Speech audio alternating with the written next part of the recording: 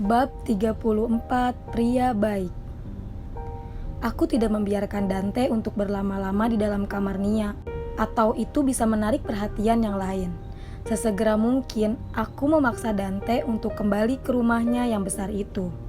Sedangkan aku masih terkurung di sini dengan segala macam kondisi, badan hingga hariku terkurung. Sebelumnya, Dante mengatakan kalau dia sudah menyiapkan rumah untuk aku dan ibu, dan dalam beberapa hari, ibu akan berada di Jakarta. Kabar itu tentu aja membuatku sangat senang. Apa yang aku nantikan akhirnya terwujud di depan mataku untuk beberapa hari lagi. Namun masalahnya, drama apa yang harus mereka lakukan untuk meyakinkan Danita agar aku bisa dikeluarkan dari rumah ini? Kekuasaan Dante saja tidak cukup. Bahkan Dante juga mengaku sendiri kalau dia tidak terlalu memiliki kekuasaan yang besar jika Danita sudah di dekatnya. Ia bagaikan tersamarkan oleh Danita. Aku terkejut mendapatkan Nia yang tiba-tiba saja masuk ke dalam kamar. Terlihat buru-buru. Ia langsung mengambil koper, membuka lemarinya dan memasukkan sebagian besar bajunya. Sebenarnya, apa yang sedang terjadi hingga membuat Nia seperti ini? Apa yang sedang terjadi, Nia? Kenapa kamu terlihat terburu-buru seperti itu? Tanyaku. Setelah selesai dengan urusan koper, ia memberiku koper itu, membuatku kebingungan setengah mati. Apa maksudmu? Ini bajumu, ucapku. Bawa semua baju ini. Akan ada supir yang sekarang akan membawamu untuk pergi dari rumah ini. Kamu akan dibawa ke tempat terpencil. Tapi kamu tenang aja, Cinta. Rumah itu akan menjadi tempat tinggalmu dengan ibumu. Aku dan Dante akan berusaha untuk mengalihkan perhatian Danita agar kamu bisa pergi dari sini. Rumah ini sangat berbahaya bagimu karena adanya Danita yang berkuasa. Ingat kataku, jangan keras kepala. Lakukan aja apa yang kami perintahkan. Jangan memberontak sedikit pun karena ini demi kebaikanmu. Juga calon anak kalian. Juga ingat satu hal, kalau selama ini Dante memang benar-benar mencintaimu. Yang terjadi kemarin hanyalah untuk mengalihkan kecurigaan Danita, ujar Nia. Meski sudah mempersiapkan satu koper, ia masih mengambil tas besar dan mengisinya dengan peralatan lain. Kenapa aku harus lari seperti ini? Jika memang masalahnya adalah janin ini, lalu kenapa dari awal mereka berkomitmen untuk tidak memiliki anak dan setuju untuk menyewa rahim seorang perempuan? Selamanya aku akan menjadi seorang buronan jika pergi dalam keadaan seperti ini. Akan lebih memilih untuk terluka, namun semuanya membiarkanku untuk pergi daripada harus seperti ini. Jangan keras kepala, Cinta. Bentak Nia, ia membuatku membatu. Suaranya berdengung di telingaku. Tolong hargai kami yang sudah mencoba untuk membuatmu dalam keadaan yang aman. Kamu tidak tahu kalau banyak hal yang Dante korbankan. Banyak hal yang Dante perjuangkan untuk kamu. Bahkan harga dirinya di depan istrinya. Sudah ia buang jauh-jauh hanya untuk menyelamatkanmu. Dan sekarang yang harus kamu lakukan adalah nurut. Dan jangan buat usahanya sia-sia aja. Aku tidak mengatakan apapun. Rasanya sekarang akulah yang bersalah.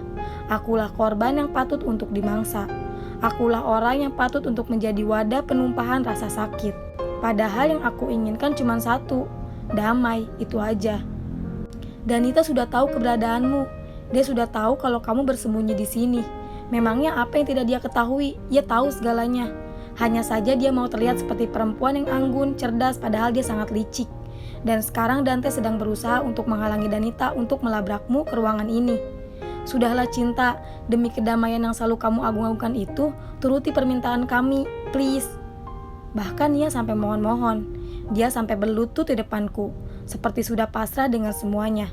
Mungkin dia benar, aku keras kepala, terlalu meragukan kedamaian tanpa tahu apa yang sudah aku korbankan. Aku sudah terlalu banyak membuat orang kesusahan.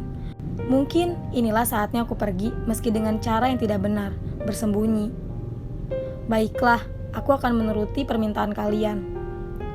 Sesudah aku mengatakan itu, Nia langsung berdiri membawaku koper dan tas itu untuk keluar dari kamarnya. Baru saja kami akan membuka pintu, sudah terdobrak paksa oleh seseorang. Sayangnya, orang yang sejak tadi ditakutkan kedatangannya sudah hadir di depan mata. Ia Danita, istri sahnya Dante. Dan selama untukku, pintu neraka sudah terbuka dengan sangat lebar. Menungguku untuk masuk ke dalamnya dan merasakan sakitnya siksaannya. Plak, dasar perempuan tidak berguna. Plak, perempuan hina. 2 kali, kiri dan kanan, sakit di pipi tidak seberapa. Yang paling sakit itu hatiku, tertampar keras, bahkan Danita mengatakannya dengan sangat lugas, tanpa memperindah katanya. Mungkin kata itu terlalu indah baginya sampai tidak perlu dipoles lagi. Dan ya, aku perempuan tidak berguna. Bahkan Dante hanya berdiri saja di belakang istrinya. Pria pengecut, tidak bisa memilih salah satu. Jika memang dia memilih Danita, maka aku dengan sukarela akan pergi. Namun jika dia masih berusaha untuk meyakinkanku seperti tadi pagi, aku hanya minta keadilan.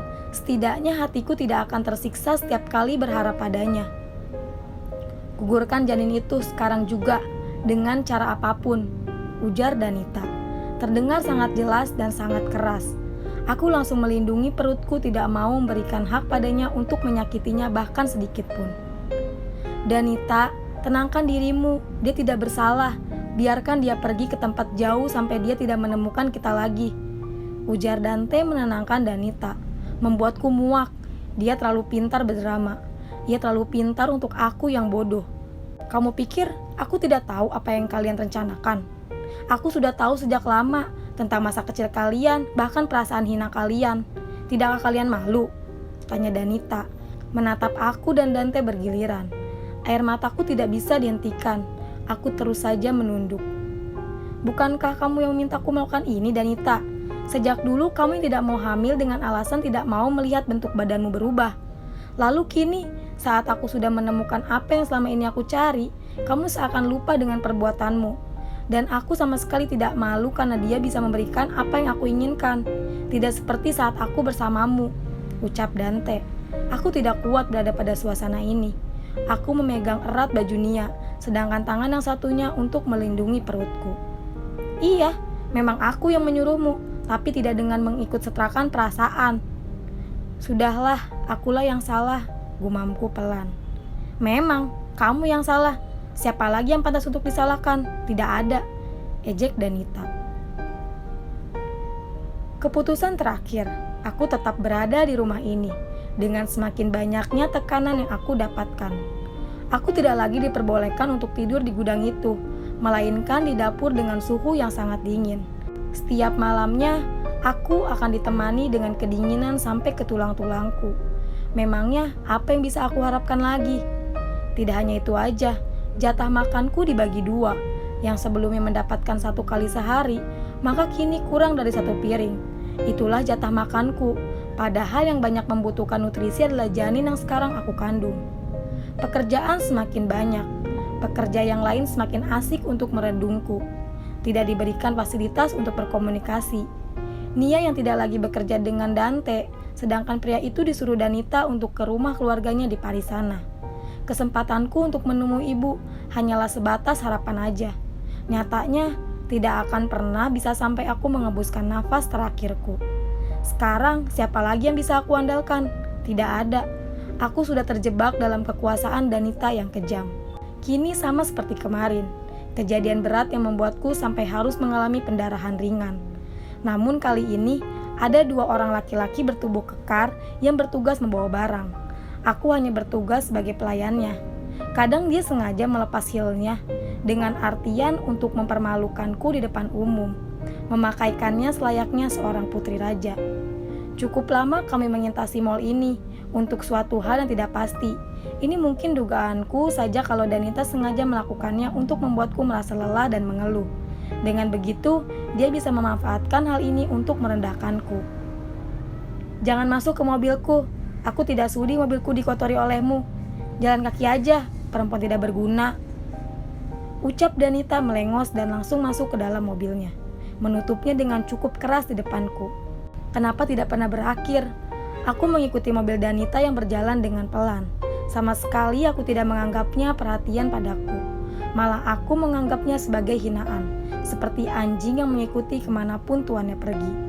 Suasana yang cukup terik selain membuatku banjir keringat juga membuatku merasa sangat kelelahan. Beberapa kali aku berhenti, beberapa kali aku mengusap peluh keringatku. Rasanya sudah tidak kuat untuk berjalan sejauh ini sampai tiba di depan rumahnya. Danita memang tidak langsung membunuhku, hanya saja caranya perlahan-lahan membunuhku. Apakah seberat ini balasan untuk semua kehinaan yang aku lakukan dengan Dante, meski untuk kebaikan ibuku sendiri? Jangan malas, sudah pembantu malas-malasan, ujar Danita. Ingin sekali rasanya membungkam mulutnya itu. Selalu bersikap kasar, selalu berkata kasar, seakan-akan dialah penguasa yang sebenarnya. Ini hanyalah sementara sampai Tuhan membolak-balikan keadaan dan menjadikannya orang bawahan seperti yang aku lakukan sekarang. Hanya tinggal menunggu hari itu tiba. Semakin lama, jalanan semakin ramai. Tidak hanya kendaraan sepeda motor atau mobil aja yang semakin menjamur. Namun perjalanan kaki dan pengguna sepeda juga semakin memenuhi jalan. Langkah sedikit saja bisa membuatku tersenggol oleh mereka. Tiba-tiba Danita menjalankan mobilnya dengan cepat. Mau tidak mau, aku harus sedikit berlari untuk menyamai jaraknya. Meski kalah oleh kekuatan mesin, aku sampai tidak menyadari kalau melintasi persimpangan hingga membuatku tersenggol oleh salah satu pengguna jalan. Brak! Aku ditabrak oleh sepeda. Untung aja bukanlah sepeda motor, mobil atau yang lebih besar dari itu. Jika tidak, aku mendapatkan luka yang lebih besar dari sekarang. Orang yang menabrakku itu membantuku untuk berdiri. Lututku sedikit perih juga di telapak tanganku. Danita pergi begitu aja, tanpa menungguku yang sedang terlibat masalah di sini. Padahal secara tidak langsung dia jugalah yang harus bertanggung jawab. Kamu tidak kenapa-napa kan? Selain ini apakah ada luka lagi? Tanyanya seorang pria memakai tas dan berpakaian rapi. Mungkin dia anak kuliahan sepertinya. Tapi dari suaranya bukan seperti itu. Usianya mungkin lebih tua dariku. Sayangnya aku tidak bisa melihatnya karena masker yang ia gunakan. Tidak ada, terima kasih. Dan maaf karena kamu merasakan hal ini. Maaf juga untuk sepedamu. Aku belum punya uang untuk menggantinya. Ujarku terburu-buru menyusul mobil Danita. Baru saja hendak pergi, suara klakson itu berbunyi dengan sangat keras. Tubuhku langsung terbanting. Aku takut ini menjadi hari terakhirku. Wait, kenapa tidak terasa sakit? Aku membuka mataku pelan. Ternyata dengan orang yang sama menolongku. Aku langsung berdiri langsung dulu dan membersihkan bagian baju yang sudah kotor oleh tanah di jalanan. Sebaiknya kamu hati-hati. Kamu juga terlihat pucat, terlihat dengan sangat jelas kalau kamu sedang sakit. Ayo. Hah? Maksudnya? Kenapa dengan orang yang satu ini? Apa dia bermaksud jahat padaku? Aku langsung melindungi perutku. Takut-takut kalau orang ini adalah suruhan Danita untuk menyelakaiku. Kamu lapar juga? Tidak masalah, aku akan menraktir kamu. Ayo ikut aku. Pria itu menarik tanganku dan menyuruhku untuk menunggu sebentar. Entah dia mau kemana membawa sepedanya.